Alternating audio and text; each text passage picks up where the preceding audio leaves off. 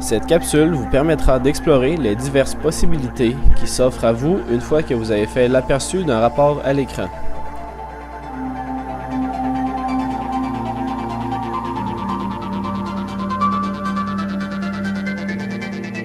Ces 4 boutons vous permettent de contrôler la grosseur d'affichage du rapport à l'écran et n'aura pas d'impact sur le résultat papier.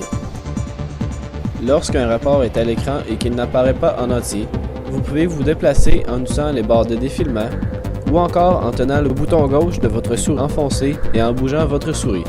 Cette méthode de navigation est utilisée pour une page donnée. Les 2 premiers boutons représentés par une loupe vous permettent d'agrandir ou de réduire le résultat. Le raccourci pour ces boutons est Shift-Molette.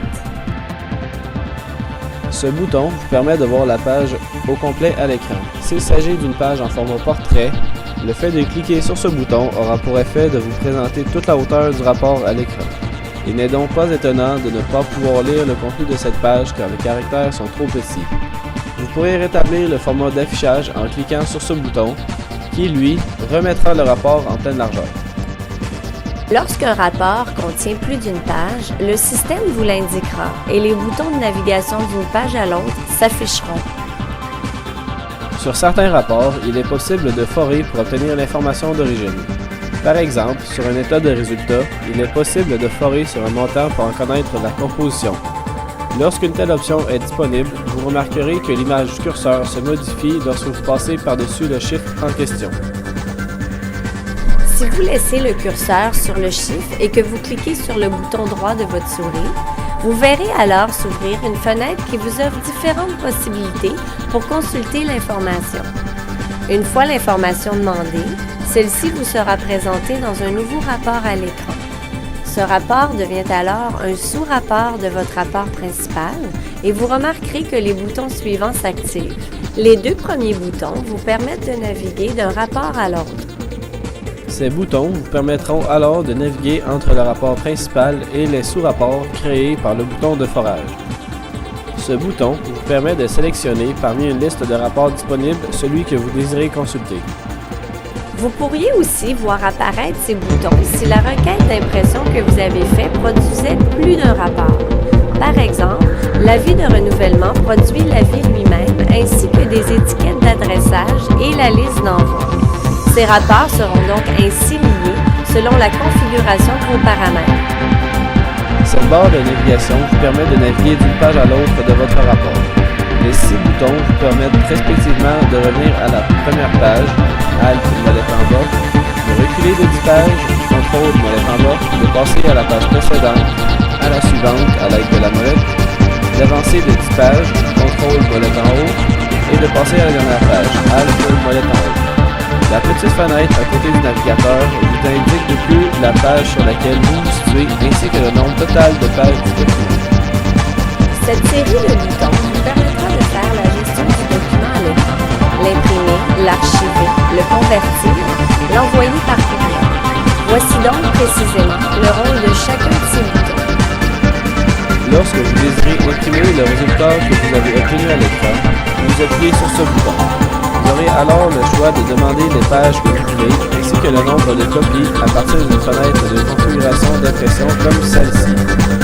Cette fenêtre peut varier légèrement d'un ordinateur à l'autre selon votre version de Windows ou selon les prix.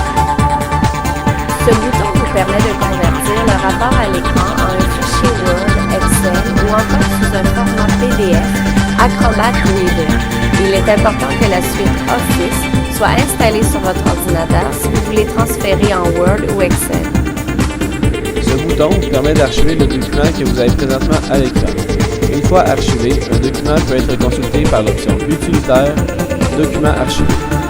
Tous les documents ainsi archivés se retrouvent dans un fichier commun. Le système attribue un numéro à chaque document. Dans l'utilitaire de consultation des documents archivés, vous pouvez rechercher les documents selon les caractéristiques suivantes: par document, par module, par description ou par date. En cliquant sur cette icône, vous ouvrez une fenêtre qui vous permet d'ouvrir les documents que vous avez enregistrés avec ce bouton. En cliquant sur cette icône, vous ouvrez une fenêtre qui vous permet d'enregistrer le document sur disque. Contrairement au bouton Archiver dont nous avons parlé précédemment, Chaque document sera conservé dans un fichier séparé sur votre disque rigide et c'est vous qui contrôlez l'emplacement des documents. Vous pourriez ainsi créer une filière pour les documents d'une période donnée selon vos besoins. En cliquant sur ce bouton, le système vous ouvrira une fenêtre vous permettant de faire parcourir le document à l'écran par courriel. À partir de cette fenêtre, vous pourrez faire l'envoi du document à l'adresse désirée. Lorsque vous décidez d'envoyer un rapport par courriel, vous pouvez le faire sous un format HRP, format de la suite Primo Open, ou sous un format PDF Acrobat Reader. Si vous choisissez le format de la suite Primo et que le destinataire ne possède pas ce programme, il aura besoin d'un visionneur de fichiers de la suite Primo pour pouvoir ouvrir le fichier. Dans le corps du message que le destinataire recevra, on retrouve l'adresse à laquelle vous pouvez télécharger une version gratuite du visionneur. Ce téléchargement n'est nécessaire que la première fois que le destinataire reçoit un tel fichier. Ce bouton vous permet de faire l'envoi par courriel à des destinataires différents selon chaque page du fichier d'impression. Par exemple, si vous imprimez des factures clients et que dans la fiche client vous avez indiqué une adresse électronique, la page de ce client sera associée à l'adresse courriel de ce client. Donc, si vous cliquez sur ce bouton, le système générera autant de courriels qu'il y a de pages dans les documents. Pour pouvoir utiliser cette fonctionnalité, vous devez idéalement avoir entré le courriel dans les fiches correspondantes. Si vous ne l'avez pas fait, vous devrez spécifier l'adresse de courriel sur chaque page manuellement. Ce bouton vous permet de rechercher une chaîne de caractères dans le document prévisualisé. Dans le cas d'une recherche sur un document produit à partir d'un format du générateur de texte, le système retrouvera la phrase où il retrouve la chaîne de caractères. Lorsque vous recherchez dans un rapport, le système retrouvera la chaîne de caractères et soulignera le contenu de la colonne qui contient votre texte. Lorsque le document sur lequel vous recherchez contient plus d'une page, la recherche s'effectue sur l'ensemble du document. Ce bouton vous permet de créer une ligne guide dans votre rapport au fur et à mesure que vous bougez la souris. Cela peut être très utile pour la lecture d'informations sur une ligne complète. Cette option peut aussi être activée en tenant la touche Shift ou majuscule pendant que vous bougez la souris dans le rapport.